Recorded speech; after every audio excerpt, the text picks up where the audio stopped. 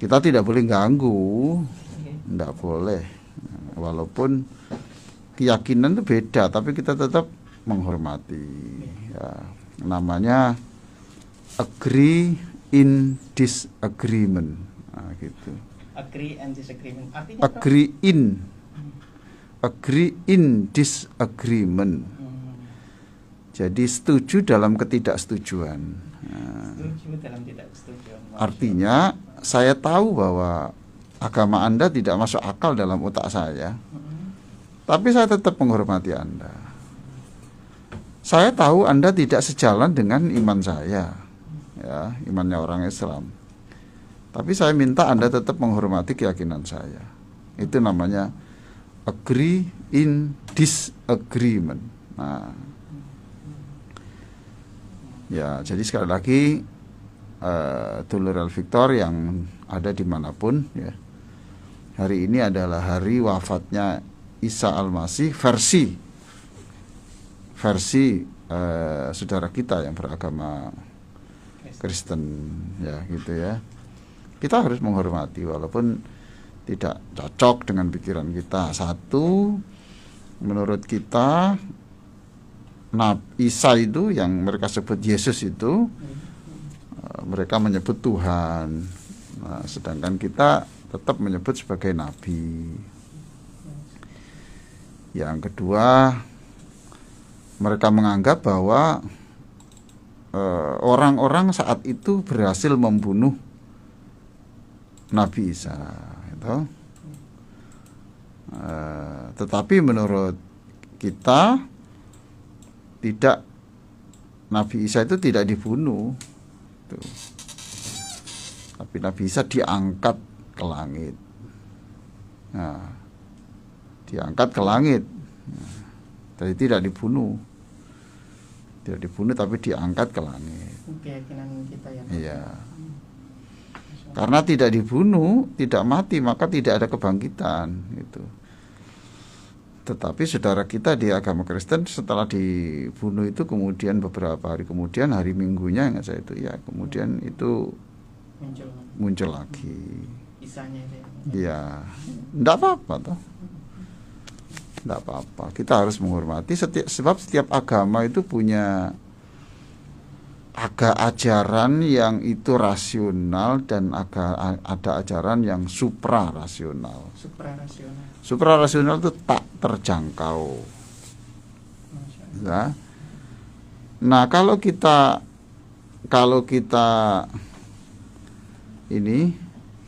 menghina agama lain karena menurut kita tidak masuk akal, ya, nanti mereka punya alasan juga untuk mengolok-olok kita karena di dalam ajaran agama kita juga banyak yang suprarasional. Loh, iya toh Mas. Siksa kubur itu bagaimana? Mas Ishak bisa menjelaskan gimana? Belum pernah merasa. Iya toh. Rasional, tidak ada rasional gimana?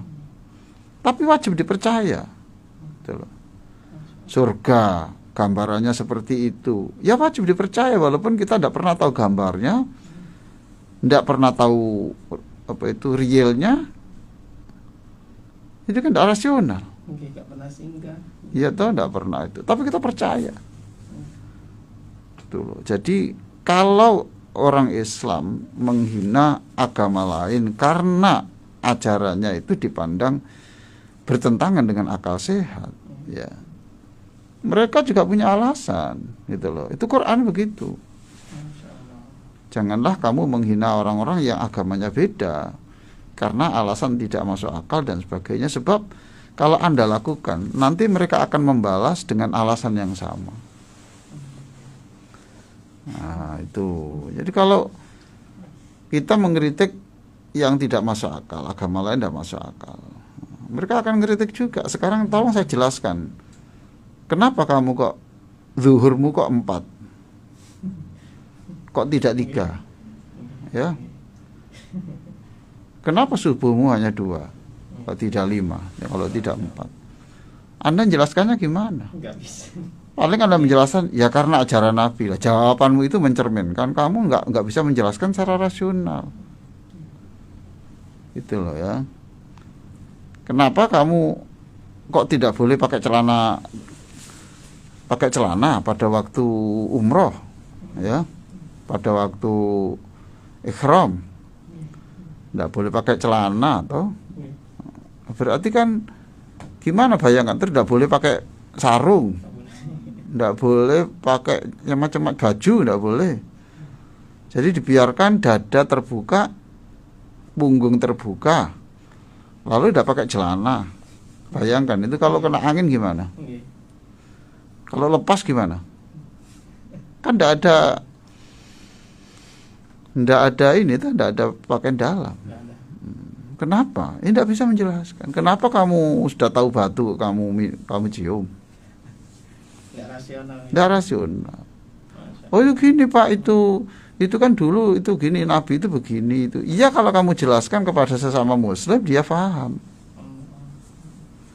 Jadi ini saya harus berbicara agak jelas kepada saudara-saudara kita yang Muslim, jangan sampai melecehkan agama lain, sebab sumber masalah di berbagai tempat itu karena ada pelecehan agama seperti itu, ya. Ya, jadi jangan sampai kita menghina. Dulu pernah beberapa waktu yang lalu ada anak yang berpakaian Muslim, ya, identitasnya itu ya kelihatan, terus ada sesajen, toh? Ya karena dia nggak terima, nggak masuk akal begini nih. Masa Tuhan diberi sesajen? Masa Tuhan tuh makan? Lo kok tahu seleranya Tuhan itu? Nggak rasional. Nggak rasional, karena nggak rasional terus ditendang. Ramelah informasinya. Iya tuh. Jadi jangan melakukan tindakan-tindakan yang melukai hati orang. Zaman Nabi sudah ada semua. Zaman Nabi sudah ada orang menyembah api, ada. Zaman Nabi Musa menyembah anak sapi, ya ada. Tidak masuk akal tuh.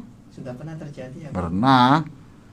Anak sapi. Oh, zaman Nabi ketika masuk ke Makkah saja, itu kan di dalam Ka'bah itu berapa Kak berhala-berhala yang jadi sesembahan itu. Di dalam Ka'bahnya? Iya, di dalamnya. Ya tidak masuk akal tuh. Tuh. Lalu di sebelahnya sa'i dan waktu sa'i itu Safa dan Marwah itu juga banyak itu berjajar-jajar antara Safa dan Marwah itu patung-patung semua. Lalu Nabi itu tanya, ini bagaimana ya Allah? Masa saya harus beribadah berdampingan dengan sembahan-sembahan kayak begini? Umpamanya kita lah, masa saya ini harus umpamanya sholat kemudian tempatnya itu banyak kanan kirinya salib umpamanya gitu. Terus turunlah ayat, Innas Safa wal Marwata min sya'airillah faman hajjal baita aw itamara fala junaha alaihi ayat tawafa bima. Enggak apa-apa, sholat aja di situ. Artinya sikap toleransi pun turun ya, Prof? Ya iyalah itu. Itu sudah ada. Jadi yang enggak masuk akal itu sudah lama ada. Itu. Saya ceramah di Hong Kong itu untuk pengajian anak-anak itu namanya di sekolah Kristen. Sekolah Kristen? Iya, di sekolah Kristen karena minggu terus dipakai untuk itu ya. Jadi kita pengajian ya di situ ada salibnya di. Apa sih? Kan tidak ada apa-apa toh. Oh, kita tidak menyembah salib. Itu kan sesembahan untuk ketika mereka sembahyang. Terus di Makau itu salat Idul Fitri itu di tempat yang di situ ada salibnya besar juga di depannya. Ya kan gitu. Oke, enggak apa-apa. Lalu di Ottawa di Kanada itu. Di Kanada itu lantai bawah itu dipakai untuk sholat taraweh. Untuk gereja itu. Tempatnya gereja? Iya, di gereja. Di lantai bawah itu sholat Jumat dan untuk taraweh. Itu enggak apa-apa ya, Prof ya? Ya enggak apa-apa, kenapa toh? Yang enggak boleh kan di WC. Tuh. Lalu di itu ya. Di Surabaya ini ada suami istri itu Kristen. Bapaknya Muslim. Ayahnya ini. Muslim meninggal dunia. Lalu saya disuruh memimpin tahlil di rumahnya itu. Masya Allah. Ya jamaah saat tahlil saya ajak di situ. Mereka tanya, Pak gimana ada salib-salib? Ya tidak apa-apa, itu rumahnya kok, bukan rumahmu. Ya gitu. Terus gimana Pak, boleh doa? Kita doa kepada Allah kok. Tetap sampai. Tetap kepada Allah. Apa sih lingkungan fisik itu kan tidak terlalu ini. Nah, begitulah saya ngajak, jaga ketentraman, jaga kerukunan, tidak usah berbantah-bantah soal rasional tidak rasional gitu. Sebab sekali lagi kalau Anda sedikit-sedikit rasional, agamamu sendiri tidak rasional. Kenapa babi diharamkan? Ayo, tidak bisa dirasionalkan. Babi diharamkan, rasionalnya apa? Tidak, susah dirasionalkan. Oke. Ya itu ya, jadi ini pengantar. Karena kebetulan ini ada Jumat yang hari libur, di situ tertulis wafatnya Isa Al-Masih. Ya sudah, menurut kita tidak wafat. Ya, itu antara lain di dalam surat, ada banyak itu di dalam surat Ali Imran 55. Itu. Idz qala Allah ya Isa inni mutawaffika wa rafi'uka ilayya. Nah itu. Ketika Allah, ingatlah Allah berfirman, wahai Isa, saya akan saya akan mengangkatmu ke langit. Saya akan mengambilmu wa rafi'uka ilayya, dan saya angkat ke langit. Gitu. Di ayat yang lain dikatakan mereka tidak berhasil membunuh Isa sebab yang dibunuh itu adalah orang yang diserupakan walakin syubbihalahu, yang diserupakan dengan Nabi Isa alaihissalam. Itu ya. Jadi bagi teman-teman yang Kristen, ya tenanglah untuk melaksanakan ibadah itu. Bagi yang Islam jangan sedikit pun mengganggu. Nah, itu. Paham ya? Luar biasa sekali. Dulur Al-Fiktor, kita akan kembali. Kita akan lanjutkan lagi berbincang dengan Bapak Profesor Dr. Muhammad Ali Aziz MAG. Semoga kita mendapatkan keberkahan dan banyak ilmu dari beliau. Dan kemana-mana tetap di Fajar Syiar. Ya, Anda masih bersama saya Helmi Ansori dan saya Ishak. Ada Pak Profesor Dr. Muhammad Ali Aziz MAG, Guru Besar UIN Sunan Ampel Surabaya, penulis dan trainer tubuh 60 menit terapi sholat bahagia. Iya. Pagi ini saya akan menjelaskan tentang bagaimana, atau gini, lihat di buku 60 menit terapi sholat bahagia halaman 92-93. Ya gini ya. Pada alinea 2 itu saya tulis ya, Nabi itu sholatnya lama apa pendek? Itu Mas Ishak. Masya Allah, lama lama sekali bro, saya baca Oke. di sini. Luar biasa. Jadi tapi kalau disebut jawabnya Nabi itu sholat lama, jawabannya kurang tepat Mas Ishak. Kenapa bro? Jawabannya ya sering lama tapi pernah pendek. Tidak selamanya, itu perlu dicatat itu. Tidak selamanya. Enggak. Memang Nabi itu pernah membaca ini dalam satu rakaat itu membaca Al-Baqarah yang isinya 286 ayat ya. Ditambah surat Ali Imran yang isinya 200 ayat. Berarti 286 sama 486 ayat. Ditambah surat An-Nisa itu 176 ayat ya. Masya Allah. Ya. Berarti itu yang panjang bro. Itu satu rakaat. Jadi sepanjang 6 juz lah. 662 ayat. An-Nisa itu. Hampir 6 juz tuh. 6 juz kan. Itu 1 rakaat tuh. 1 rakaat saja. 1 rakaat. Oke ya. Tapi jangan digambarkan tuh seperti itu terus itu. Kalau gitu terus kan kaku hidup ini. Ya. Kan kaku. Tapi Nabi itu kondisional. Kalau hal-hal tertentu ya pendek-pendek. Tidak tanggung-tanggung. Ayo surat Az-Zalzalah itu isinya berapa? Isinya 8. Itu aja ya? Itu dipotong jadi 2 loh. Boleh. Rakaat pertama tuh separuh, rakaat kedua separuh. Masya Allah. 4 tuh. Nah, iya. Prof, itu menunjukkan apa kalau Rasulullah pernah sholat panjang? Ya lihat-lihat waktu, lihat pertimbangan tertentu tuh. Kondisional. Iya, ya, ada pertimbangan apa? Ya umpamanya kita hidup di masyarakat, yang masyarakat itu belum kuat lah sholat lama-lama. Oke. Kan tidak bijaksana tuh maksudnya.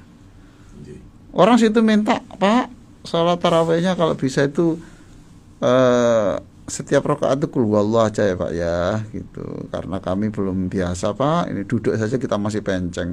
Masya Allah. Nah kan bijaksana kita. Iya. Masa dipaksakan? Gitu. Tapi kalau komunitasnya itu memang komunitas yang sudah sepakat panjang ya tidak apa-apa. Nah Nabi yang sholat kayak gini itu sudah ada kesepakatan. mantap. Nanti lama ya, sebab sholat jamaah nggak boleh lama-lama. Seperti yang saya dengar di Berita? Blitar kan cepat toh, Iya, seperti itu. cepat itu, nggak usah dibahas kalau itu. Nah, itu. Iya tuh, Iya. bahas apanya? Oke. Kita bahas apanya? Rakaat sholat yang seperti itu kita cari pembenarannya lewat mana? Susah saya. Oke. Tapi saya menghormati saja. Iya. Ya itu ya. Masya Allah. Ini yang di Magetan itu saya dengar itu kemarin saya ada yang bagian jemput saya kuliah subuh itu memberitahu Pak saya absen.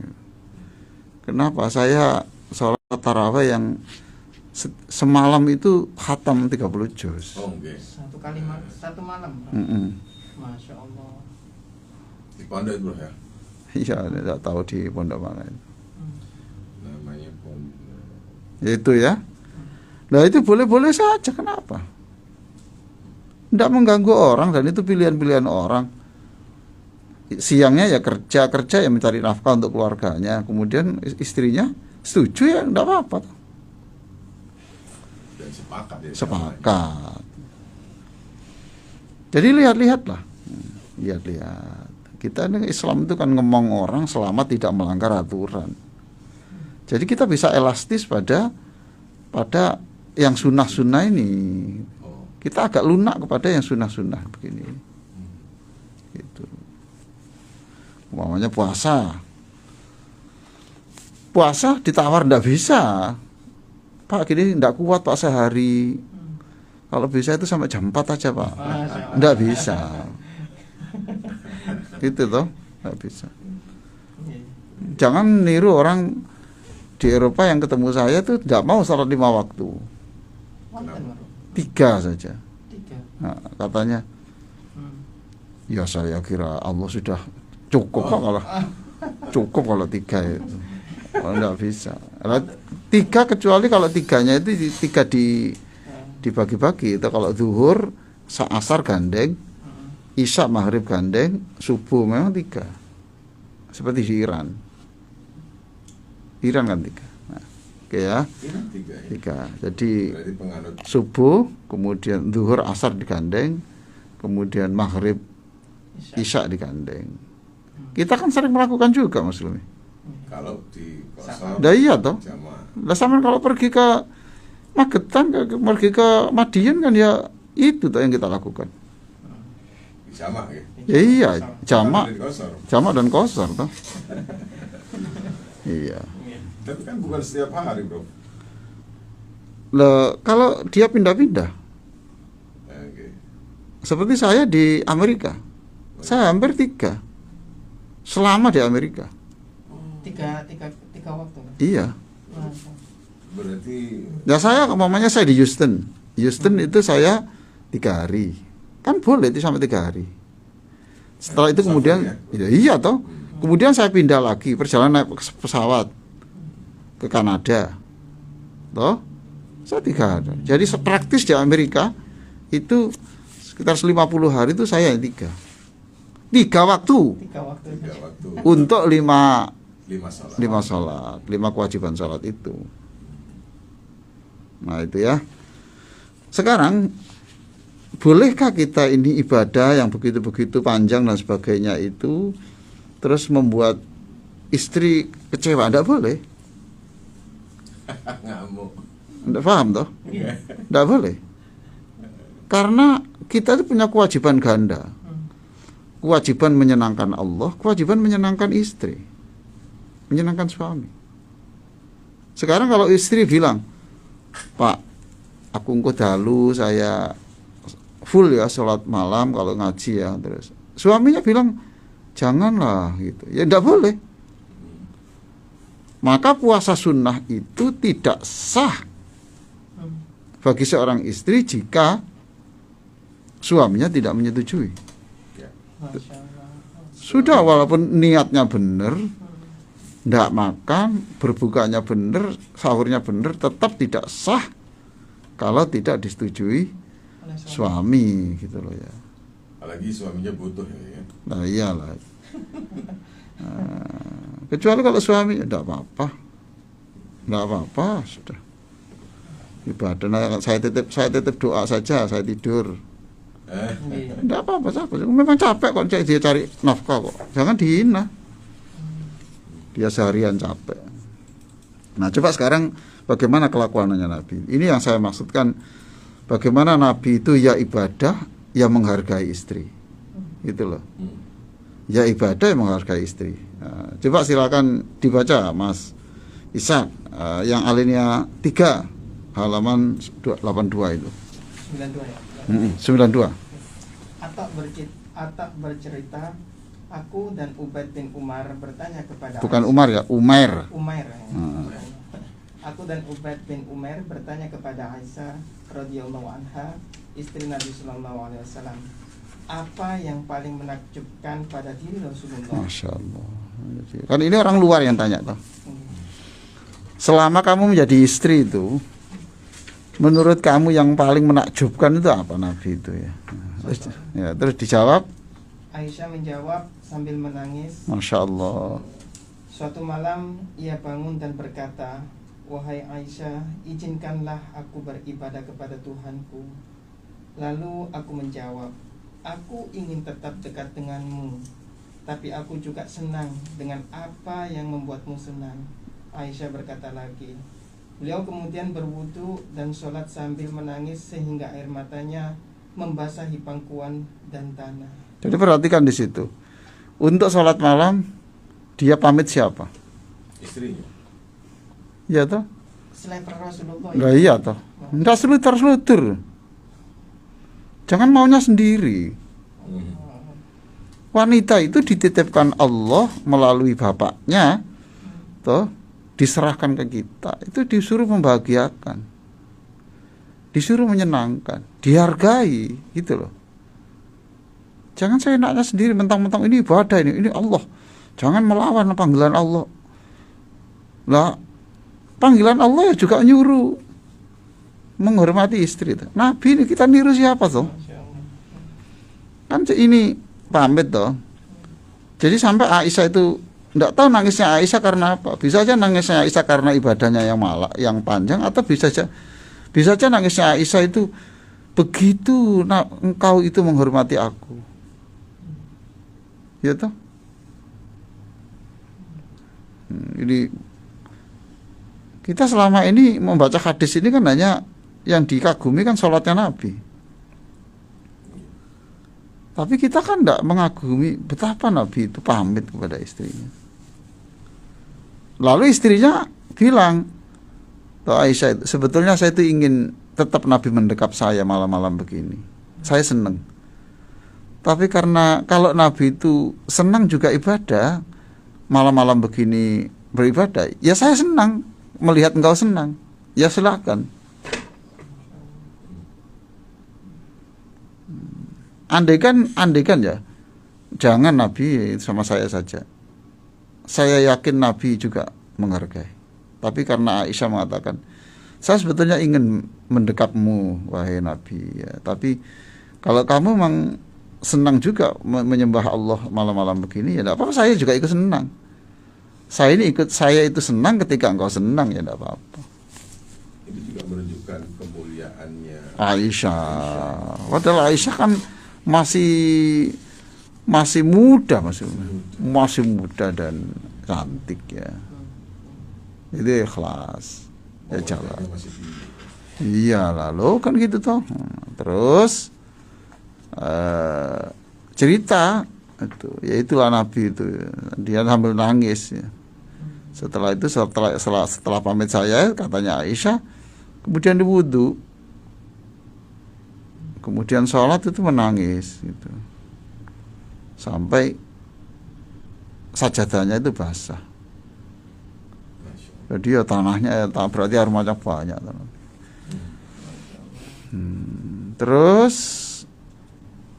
Bilal datang mengumandangkan adzan. Sampai subuh berarti kan? Ya iya toh. Bilal adzan. Setelah adzan, mungkin sebelum sholat ini ya, karena nggak ada keterangan, Bilal bertanya kepada Rasulullah, mengapa Nabi kok matamu mata Anda kok, matanya Tuhan kok ini merah gitu, kok menangis? Apa sih yang membuat engkau susah ini Nabi? Kalau engkau punya dosa kan sudah Allah sudah mengumumkan bahwa dosamu itu diampuni yang kemarin, bahkan dijamin yang akan datang pun diampuni. Apalagi yang buat kamu suka itu? Ya Nabi menjawab, selama ini saya ini rasanya kurang bersyukur pada Allah. Masya Allah. Rasul. Iya. Yang sudah dijamin ya. Rasanya saya ini kurang bersyukur pada Allah. Ya syukur itu ya berarti menggunakan malam untuk yang benar. Terus cerita juga.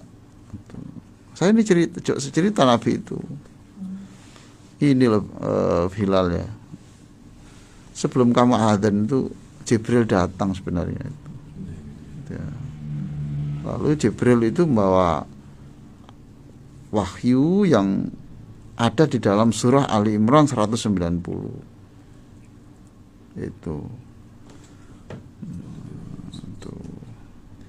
Inna fi khalqis samawati wal ard.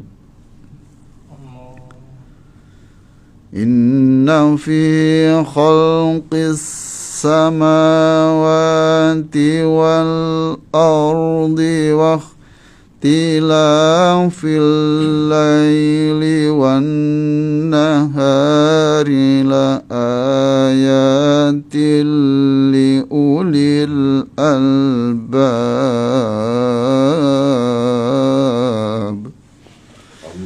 Itu. Sungguh dalam penciptaan langit dan bumi ya, dan pergantian malam dan siang terdapat tanda-tanda kebesaran Allah bagi orang-orang yang berakal. Bisa saja tangisan Nabi itu ya syukurnya ya. Mungkin Nabi merasa saya kok kurang sungguh-sungguh memikirkan ayat-ayat Allah ini. Gitu loh. Karena di sini ada penciptaan langit dan bumi itu sebenarnya banyak pelajaran. Ada malam, ada siang. Ada kadang malamnya pendek, ada kadang malamnya panjang itu. Makanya dalam Quran itu tulijul laila fin nahar wa tulijun nahara fil laili. Engkau memasukkan malam ke dalam siang dan engkau masukkan siang ke dalam malam. Itu apa maksudnya? Itu maksudnya kadang-kadang jatah malam itu kan sekian aslinya ya. Tapi dimasukkan ke zuhur di siang, berarti malamnya kan jadi pendek. Iya. Tapi ada juga kadang-kadang itu yang malamnya itu panjang, siangnya itu panjang, ya bener toh? Siangnya itu pendek ya, terus malamnya yang panjang. Itu loh. Kayak momennya di Eropa itu Maghrib itu jam 10 Jam 10. malam. Masya Panjang Allah. berarti 10 siang. malam.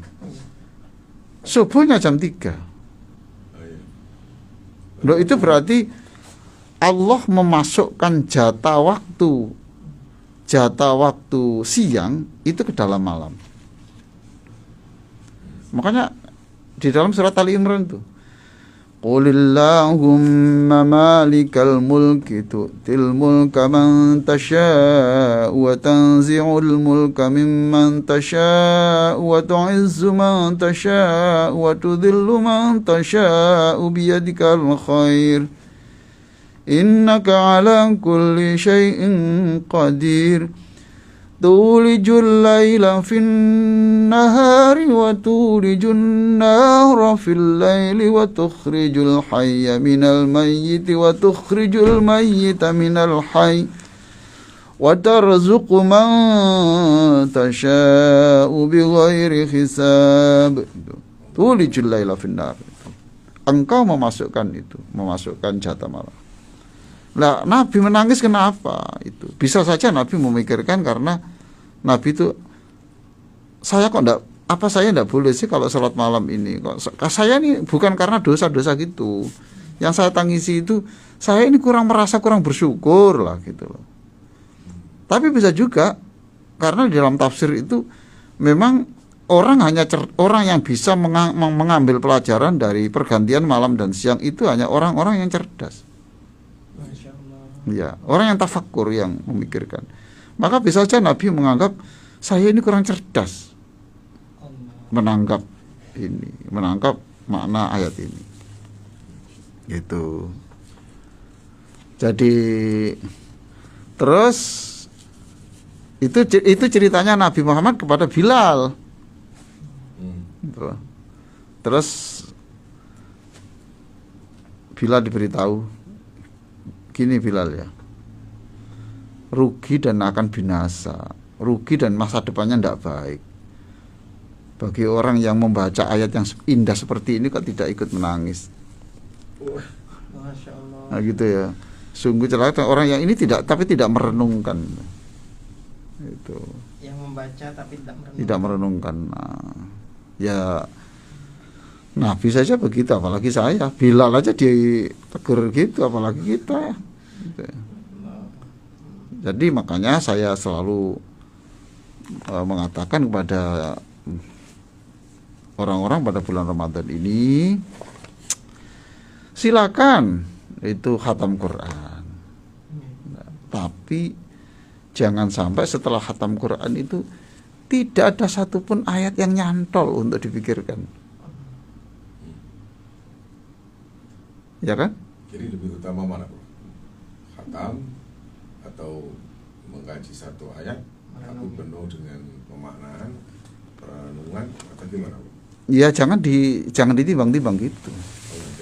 Nanti kalau alirannya lebih baik satu dan direnungkan, akhirnya seumur hidup tidak pernah khatam. Jadi dua-duanya harus dijalankan. Iya, jadi makanya saya katakan, ya khatam ya khatamkan, tapi masa usahakan, masa setelah khatam itu satupun ayat nggak ada yang nyantol. Yeah. Itu loh. Jadi namanya ada program takhtim, ada program tadabbur. Itu. Makanya Abu Darda itu memang tipe orang yang suka kualitas ya. Maka Abu Darda mengatakan, bagi saya kamu menggunakan otakmu berpikir itu 1 menit itu lebih baik dari kamu sholat sepanjang malam.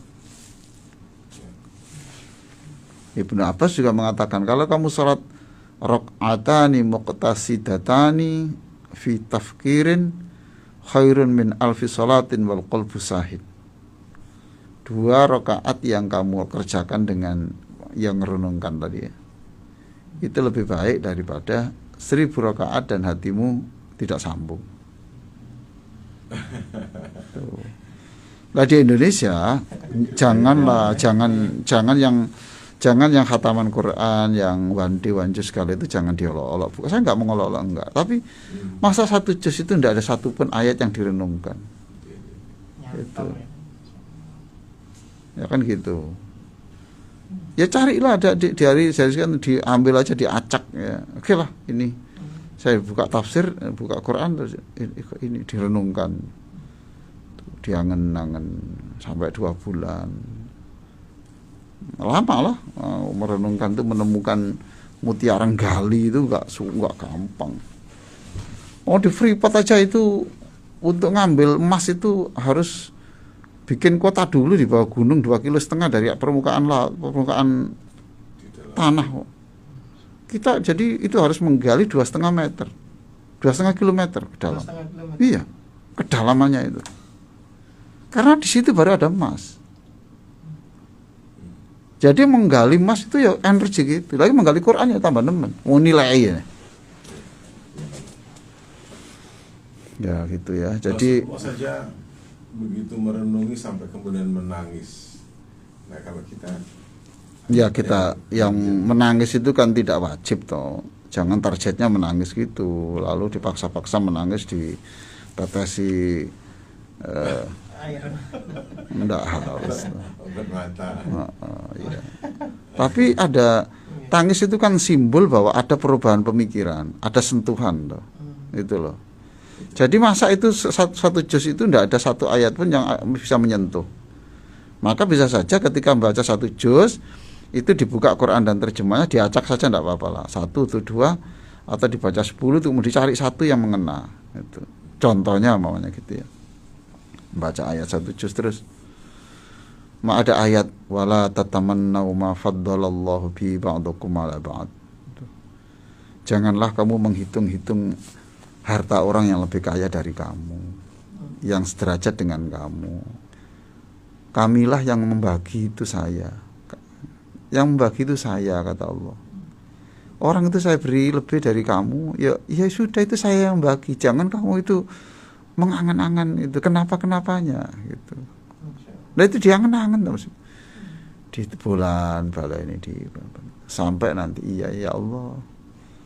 Dia satu kelas dengan saya loh. Dulu itu lebih dulu itu kuliahnya itu sering kali ujiannya sebelah saya itu jejek aku kok. Iya, cepet po. Nah, sekarang kok ya nasibnya lebih moncer gitu ya. Itu Allah mengatakan jangan begitu. Nahnu qasamna bainahum. Itu saya yang bagi itu. Kamu masa tidak ikhlas di saya yang ngatur?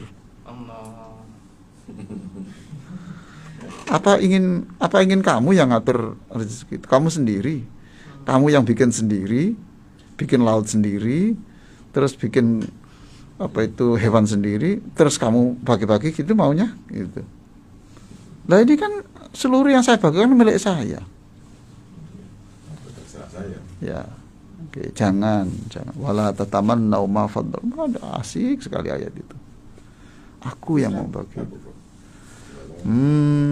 Itu di surat Al-Baqarah, ingat saya ya.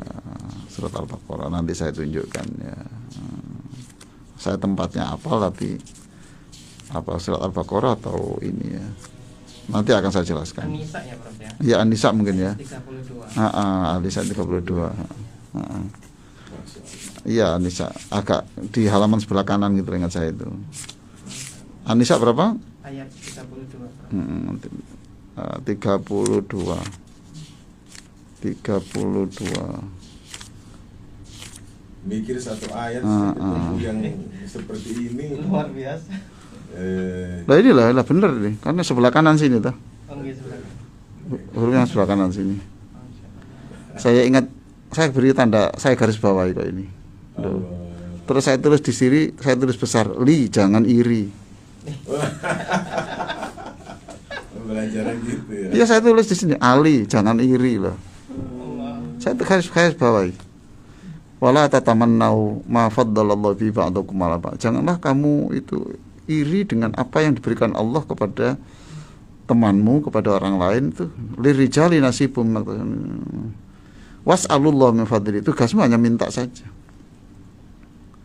Innallaha kana bi kulli syai'in alima. Lah ini kan asik gitu ya. Ini maksud saya ya, jadi ada satu ayat yang ya, Kalau memang tidak bisa ya tanya atau WA saja kan kepada Ustadz gitu. Ustadz, saya hari ini selesai juz 3. Di antara satu juznya apa Ustadz yang perlu saya renungkan? Iya toh? Direnungkan apa? Gitu. Atau kalau tidak bisa dicoba aja di Google.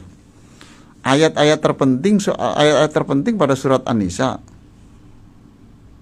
Nanti kan ketemu, ditunjukkan. Oh ini tentang ini. Artinya kalau kita mengkaji satu ayat itu harus ada panduannya, harus ada guru. Iya. Tidak boleh memaknai. Iya, tidak boleh dong. Bahasa Arab aja tidak ngerti kok memaknai sendiri gimana. Artinya sekarang kan zamannya orang begitu, bro. Ya tidak apa-apa toh itu. Saya sendiri itu loh, maka tidak gampang sebagai mufasir. Pak Quraisy Shihab itu loh, tidak mau disebut mufasir. Padahal punya tafsir. Sudah punya Al-Misbah tafsir itu dia orang penafsir termasuk tafsir baik di Asia. Tapi beliau tidak mau menyebut penafsir. Dia sebut mufahim. Mufahim itu saya hanya membantu orang memahami. Wah itu maksudnya. Ya kan gitu ya. Belajar terjemah saja kok ya menyebut penafsir. Tapi enggak, ya semangatnya bagus ya, cuma tinggal bicaranya jangan kemelindi gitu aja. Biasanya tahu terus ngomongnya sudah kemelindi. Ya mungkin ya khilaf mungkin maksudnya. Khilaf. Orang juga viral, bro. Ada menafsirkan Quran itu berdasarkan IQ-nya sendiri, kemauannya sendiri, kemudian ternyata menurut para ulama itu piye kok nggak menafsirkan sakar gitu. Ya tinggal diarahkan. Kalau kita musuhin nanti kalau dia nggak semangat belajar tambah gimana? Iya toh? Sudah semangat, tinggal kita bantu. Kita kalau hanya ngolok-ngolok nggak baik. Kita ngolok-ngolok terus nggak memberi solusi. Ya lebih baik kita telepon. Apa yang saya bantu, Mas? Masya Allah. Gitu. Apa yang saya bantu, Mas? Itu. Nanti kalau ada kesulitan-kesulitan, saya ngerti Quran tafsirnya, Mas. Nanti saya bantu. Ditelepon gitu. Siapa tahu yang kita kritik itu nanti menjadi ulama besar karena kesungguhannya. Yang kita yang kritik ini tetap kayak gini karena nggak mau belajar. Hah? Itu. Makanya di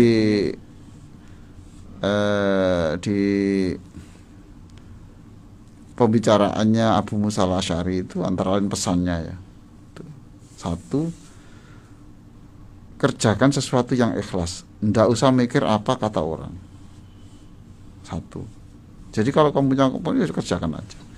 Apa kata orang itu biasa, biarkan aja. Nggak apa-apa. Orang itu ada yang tipologinya itu mencaci. Tapi yang kedua, tundukkan dirimu kepada Quran, bukan engkau tundukkan Quran untuk kepentingan dirimu. Nah. Iya. Karena banyak orang punya kepentingan dari Quran. Wallahu a'lam. Ya, jadi kita tuh diri kita tuh ketika di dalam Quran itu kita harus mengatakan saya harus tunduk ini. Jangan kemudian Quran ini bagaimana supaya tunduk kepada saya, supaya cocok dengan apa yang saya miliki. Itu pesannya Abu Musa al-Asy'ari.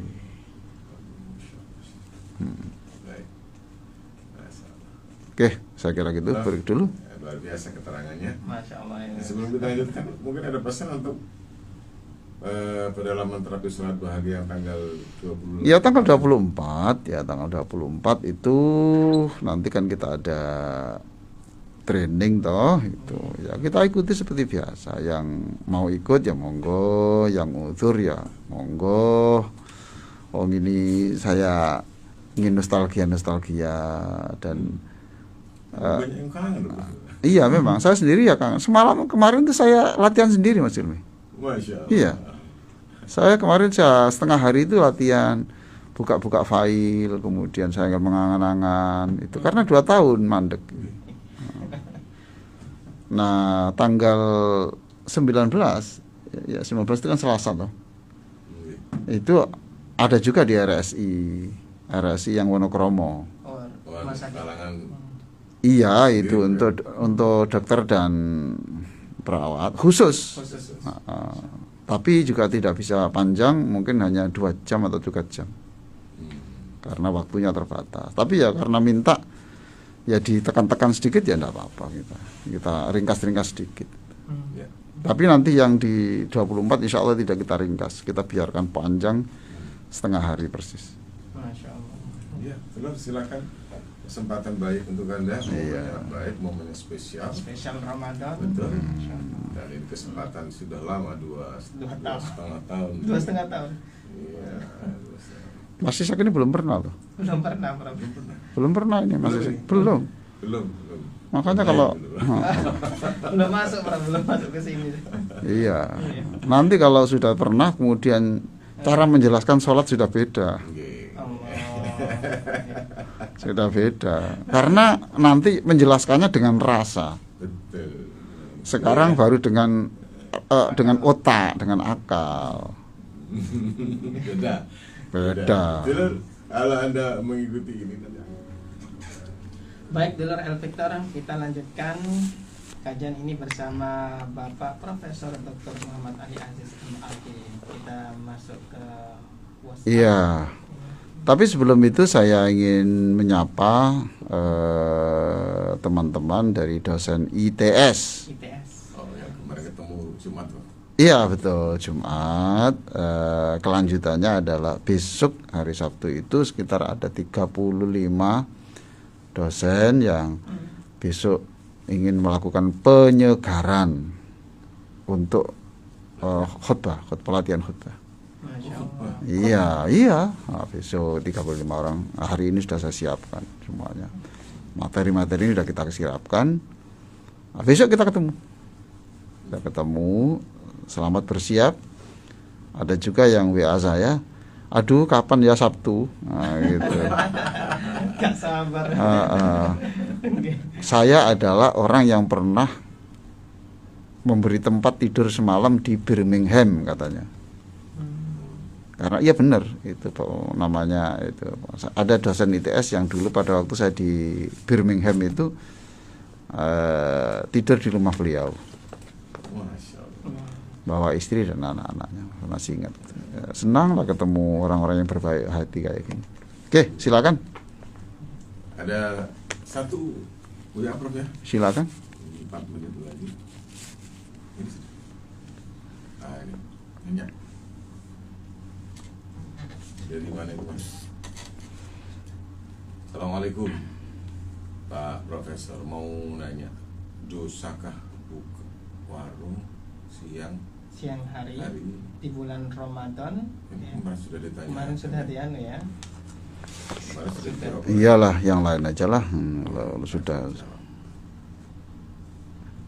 Assalamualaikum warahmatullahi wabarakatuh, Profesor Ali Aziz. Saya Bunda Titis dari Mojosari. Saya adalah seorang agen dari sebuah bank konvensional. Sebelumnya kerja saya hanya melakukan transaksi pembelian pulsa, token, transfer. Lalu untuk rencana selanjutnya saya akan dipercaya menjadi agen transaksi peminjaman uang. Bagaimana hukumnya, Prof? Mohon penjelasannya. Assalamualaikum warahmatullahi wabarakatuh. Iya.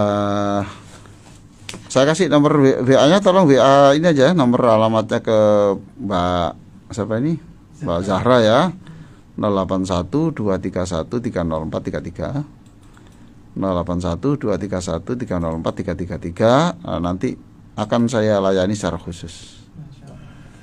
Karena jawabannya panjang.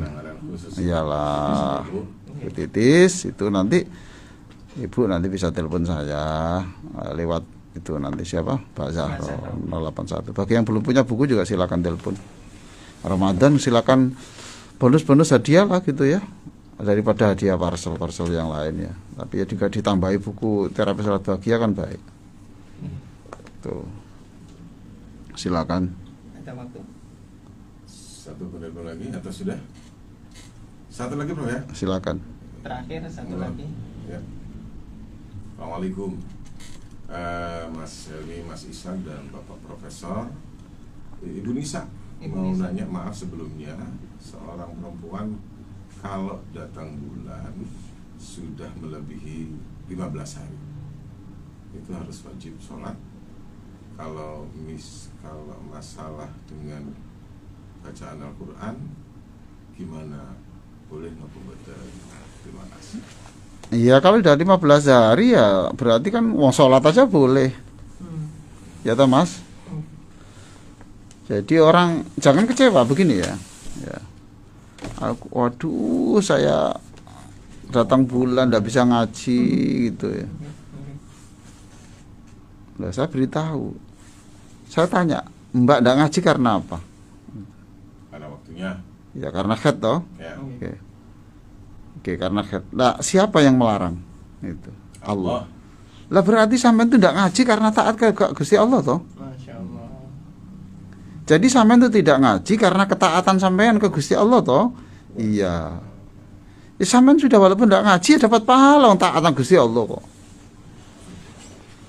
Justru sampean kalau melawan itu justru tidak dapat pahala. Jadi kalau sudah 15 hari itu dihitung saja itu bukan haid tapi itu istighadah.